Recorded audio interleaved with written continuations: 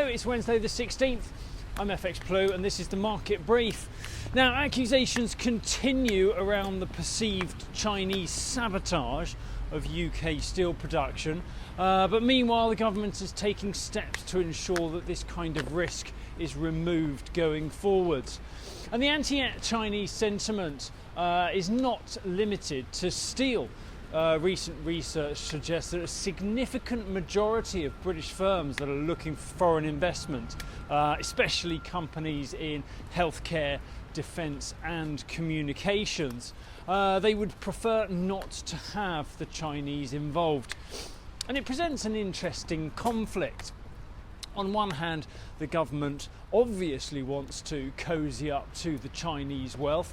Don't forget, Rachel Reeves had her little jaunt over to Beijing last year to drum up Chinese investment for infrastructure and tech projects. Meanwhile, on the other hand, Business Secretary Jonathan Reynolds has highlighted the need for a high trust bar if we're to allow Beijing-connected companies to take stakes in the UK going forwards. So, as Trump employs the tariffs as a pretty blunt instrument against the Chinese, Starmer has now found himself unwittingly supporting Trump by limiting Chinese investments to one of China's favoured markets. How's about that for a special relationship?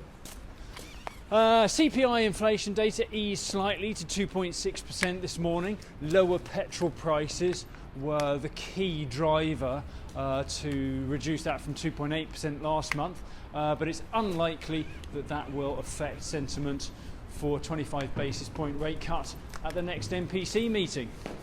Over in the US, there are rumours that Trump is considering replacing Powell as Fed chairman. Apparently, this could happen as soon as this autumn.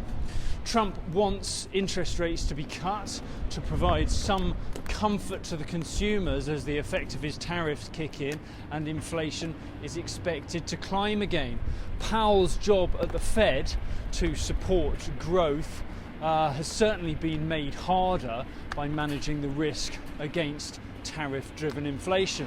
But where the Fed mandate is to promote maximum employment and stable prices, the idea of a rate cut ahead of increased inflation rather does contradict this.